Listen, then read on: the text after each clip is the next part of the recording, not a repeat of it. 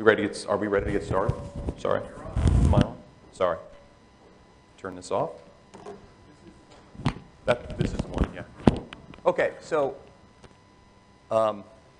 this is actually a presentation that was put together by Colin Franco, who's a materials engineer at Rhode Island DOT, who's the chairman of the Pavement Preservation Expert Task Group, Emulsion Task Force. And so I'm giving it in his stead, but I work with Colin as the co-chairman of this committee. So this is not really a technical presentation per se, so it's more an informational presentation, a little bit of technical content. We've got several people here today actually that are involved in the ETF as well in the audience. So we'll just give you a little bit of background about what this is for those that don't know what this group is and what they've been doing over the last several years, and then provide an update on the deliverables that have come out of our task force with respect to pavement preservation and AASHTO specifications and practices and the like, and hopefully it'll be informative for everyone. So up until the early 90s, I think most everybody here is familiar with the binder expert task group, the mixture expert task group, which are very well attended and very highly technical and well respected in the industry, and have done a lot of work to promote specifications and tests and these kinds of things over many years. But on the pavement preservation side, there really wasn't an equivalent task group up until the early 90s, 1991, when Jim Sorensen, who was with the Office of Asset Management, pushed the creation of this group to promote the concepts of pavement preservation. And Jim is no longer with us, but he was a real champion of pavement preservation within the FHWA offices in D.C. when he was running the Office of Asset Management. And ultimately, today, this task force falls underneath the PPETG as of now. Looks like that may change in terms of the structure a little bit. We don't need to talk too much about that. The FHWA PPETG, much like the binder and mixture task force, has a pretty similar objective, only in the area of preservation, to work with federal, local, state agencies, industry, academia, to work on the acceptance and implementation by agencies of pavement preservation treatments. I think you saw, those that were here earlier this morning saw Buzz's presentation from NCAT, and there's a pretty high percentage of preservation projects actually now on the track, and then on the peripheral routes around the track that they're monitoring on Lee Road, on US 280, and that's a relatively new development in terms of NCAT at least. And then also Buzz talked about this collaborative program between MnRoad and NCAT, looking at preservation sections and monitoring for high volume roadways.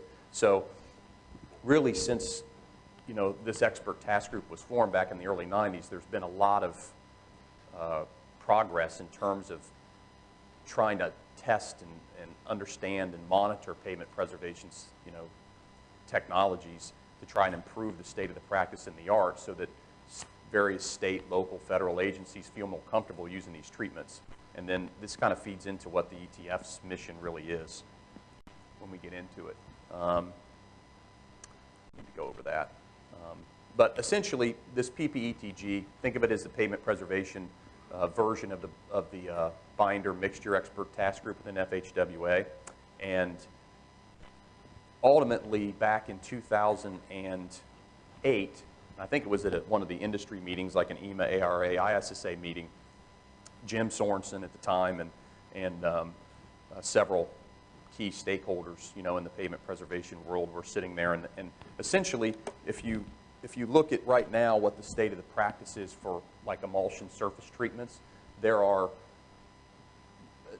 is a wide proliferation of specs that are out there now. If you go to the AI specification database, there's now a tab not only for binder specifications or PG specifications, but there's an emulsion spec database by state. So if you were to go out and look at, just randomly pick states and look at their chip seal specification or their microsurfacing specification or whatever, you'll see that there's a whole wide range of specs that are out there. It's very little standardization. There's some similarities, but they're really kind of, in most cases, specific to the state. There are some states that are using AASHTO specifications like M140, 208, and 316, but a lot of the specs are written just for the state, by the state, that are then adopted locally. So there's very little uniformity of the specs that are out there as compared to the hot mix side of things, where the PG specifications, the binder specifications are very well standardized, very well studied, and very well respected and trusted. We don't really have that kind of consistency on the emulsion side. So Jim, at that time when the Emulsion Task Force was formed back in 2008, 2009, under the PPETG, really wanted to look at, how can we improve this? Can we standardize the specifications at all nationally? Can we work to get some of these specifications presumably into AASHTO, because AASHTO really is the governing body by the state agencies at least. And AASHTO specs tend to be used more by the states and trusted by the states because that's their parent body in terms of technology and the like. So this, I don't know if Buzz showed this earlier, but why do we even care about pavement preservation before we get into what the Emulsion Task Force has really done in the last few years is, we look at, these are the typical life cycle curves, but really, preservation treatments are now, you really will apply them. They talk about in the preservation industry, right treatment on the right road at the right time, right? So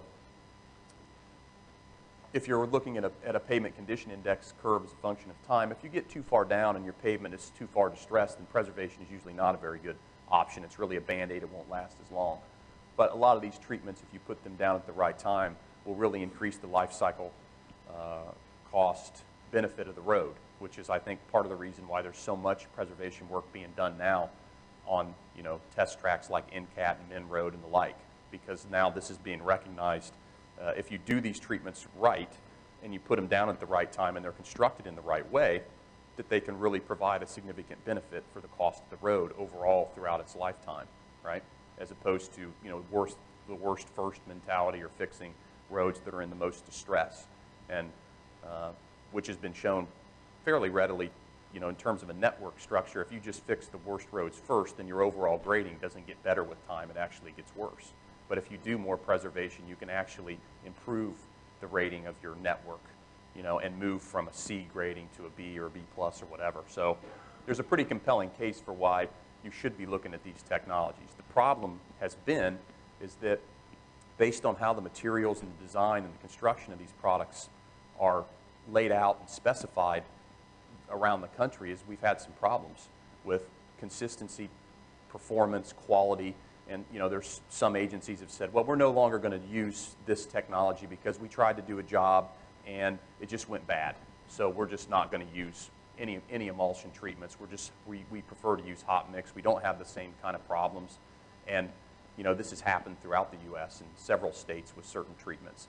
And so in terms of the ETF, the idea is to try to prevent this from happening by increasing the consistency and quality of the materials that are used, by addressing specification issues, construction issues, design issues, and the like.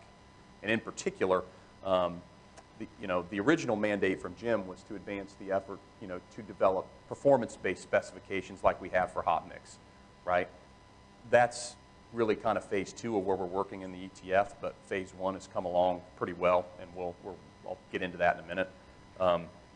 To encourage the adoption of uniform national standards, like I mentioned earlier. We have all these different specs for chip seals or other types of emulsion surface treatments depending on the state of the agency you're dealing with, and they vary in their content, their format, how they're written, things that are tested, and the like.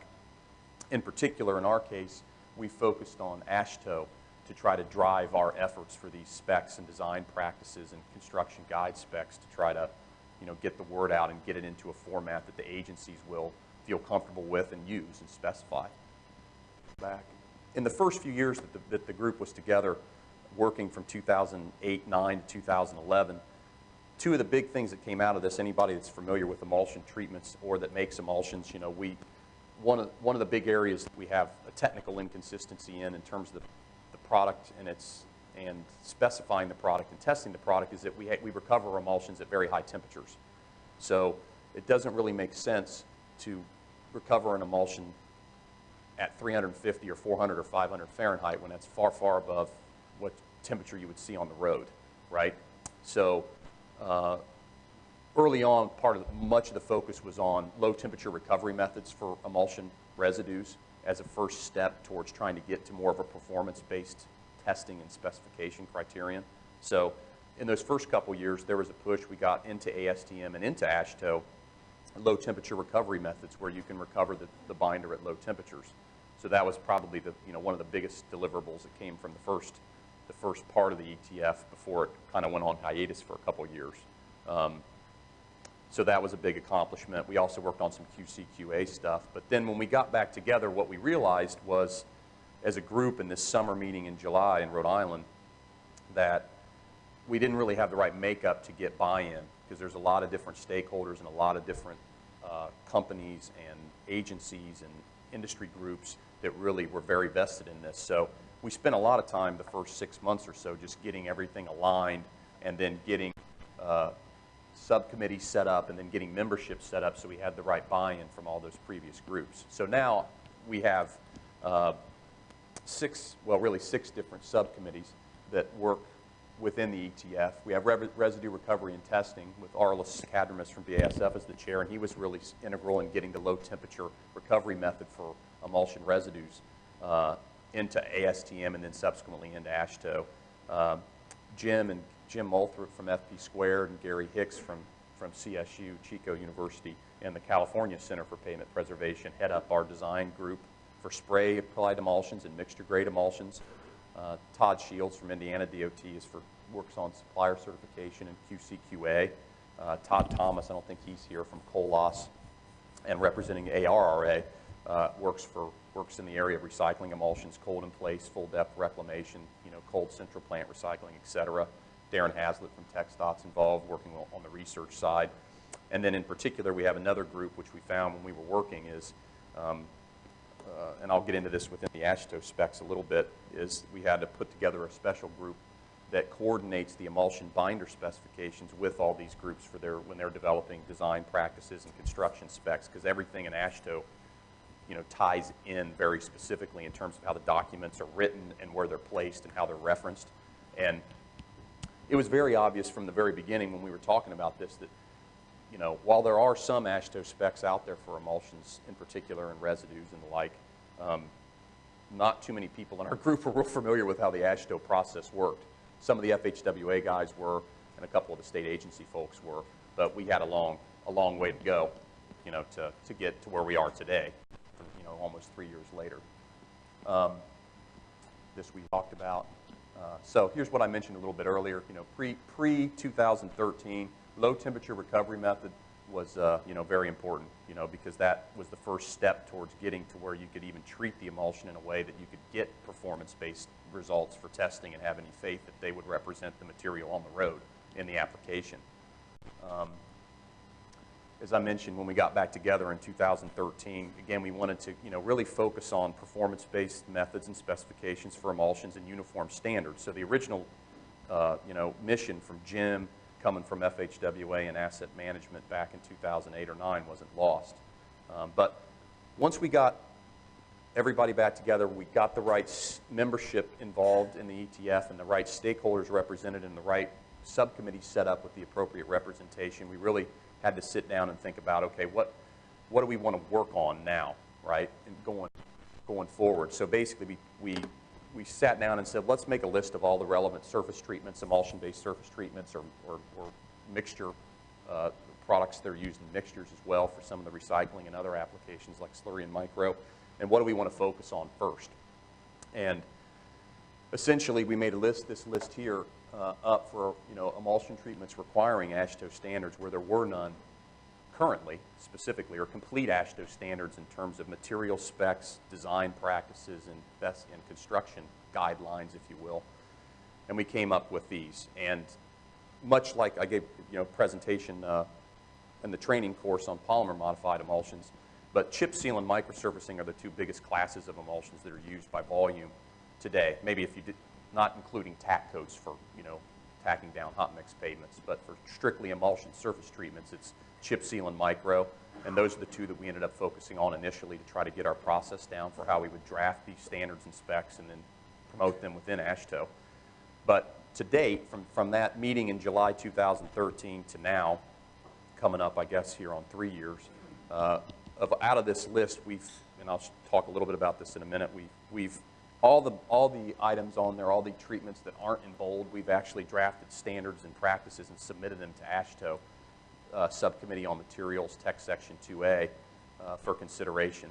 And as of now, it looks like that the material specification, the design practice for chip seal and microservicing is going to pass through the full ballot on the Subcommittee on Materials and be published in 2016, in time for the 2017 construction season. Also, I'll talk a little bit later about AASHTO M140, 208, and 316, which are related to the emulsion liquid specs for anionic and cationic and polymer modified emulsions. Those have all been updated, and it looks like they're going to pass through the Subcommittee on Materials in February and then make it to publication in the fall for the AASHTO books for 2017. So there's been a lot of work done, and we've made significant progress, you know, in these subcommittees within the ETF to promote standards and practices and construction specifications and guidelines through AASHTO. So we're pretty happy with where we're at. And then the other treatments that are not ready, the other treatments besides chip seal and micro, tack, fog, slurry, cold in place recycling, they're in process now, and hopefully we'll have them through AASHTO by 2017 in time for the 2018 season. So it takes a little bit of time. And within AASHTO, if you're not familiar with it, you know, every state gets a vote. So, you know, when you come up with a standard or a practice and you submit it through a technical subcommittee back to the main body, you know, you essentially have to get, it's a little bit different than how Congress works. If we were trying to do this with our current legislative body, we would never pass anything because it requires almost 100% vote to get something through, which would be impossible, you know, today in Washington. But, you know, the states work pretty well together in these committees and communicate pretty well, so it's been a pretty eye-opening experience for me to see how AASHTO works.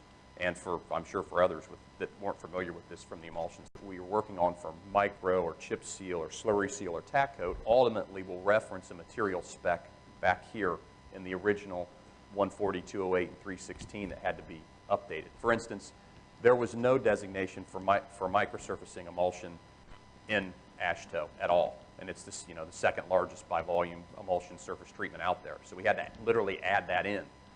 There's another class of emulsions out there that's, you know, used called cationic high float emulsions. There was some anionic high float emulsion designations that weren't listed, the polymer modified tack coats. So there was a lot of stuff that had happened in the last 20 or 30 years in terms of product development that wasn't even in these existing specs.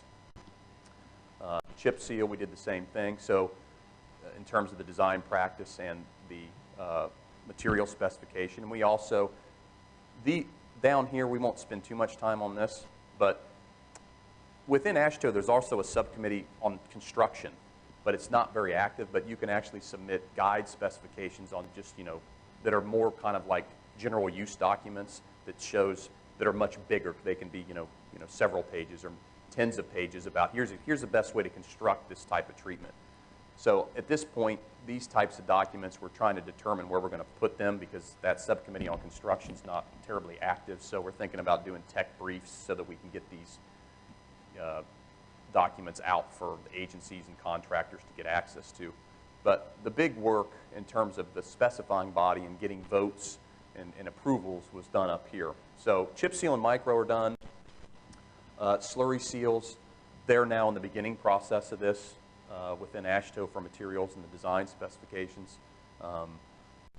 Fog seals the same. You know, the other big thing is that there was really no mention of any specific types of emulsions for recycling grades. It's kind of was when you talk about surface treatments and emulsions, you think about you know, chip seals, slurry seals, fog seals, tack coats. But there's a lot of emulsions used in things like cold in place recycling or full depth reclamation, and there hadn't been really any focus in this area. So Todd Thomas and Steve Cross from Oklahoma State and ARRA did a lot of work coming up with a CIR specification for design practice and material specification, which is really brand new, you know, in terms of the emulsion industry.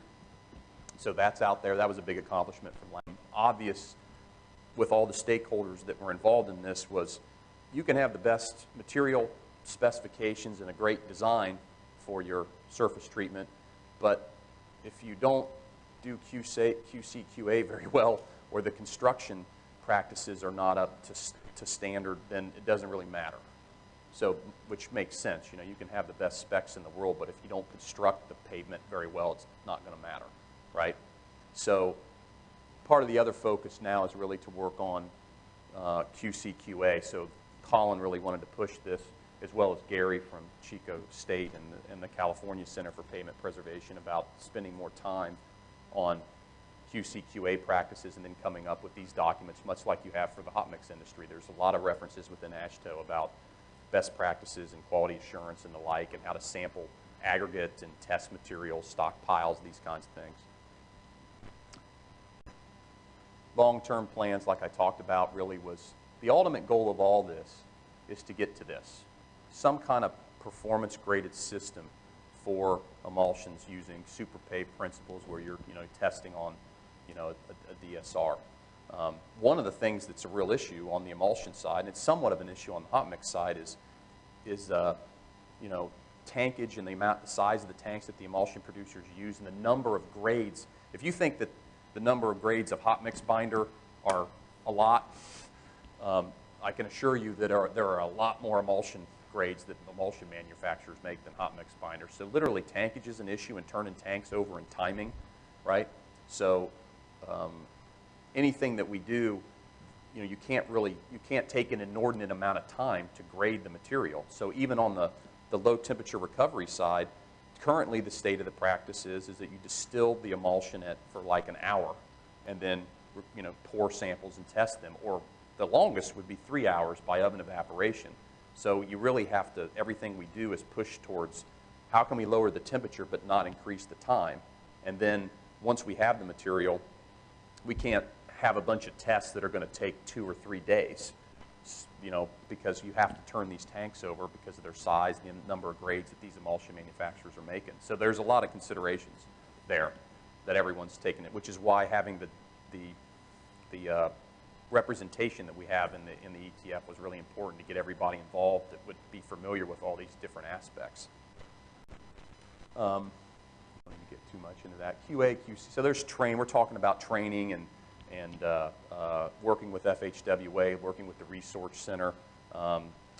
Right now, they just actually had at the International Slurry Systems Association workshop in Las Vegas earlier this year, the first training course where you could get, you know, kind of a test run for certification of contractors and personnel in the proper, you know, understanding, use, and application of slurry seal and microsurfacing emulsions, which is brand new. So, you know, this whole area of supplier certification, training, and again, the idea is to drive to get to a comfort level, in particular with the agencies, that with these technologies and these emulsion-based surface treatments and products, that we're going to get a quality product that's going to be applied the right way, and we can be confident that we're going to get the performance that we should.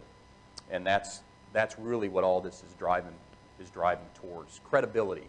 And AASHTO is a good place to start, which is why we focus there. So with that, I'll finish up, and if anybody has any questions, I'll answer them, and hopefully we made up some time.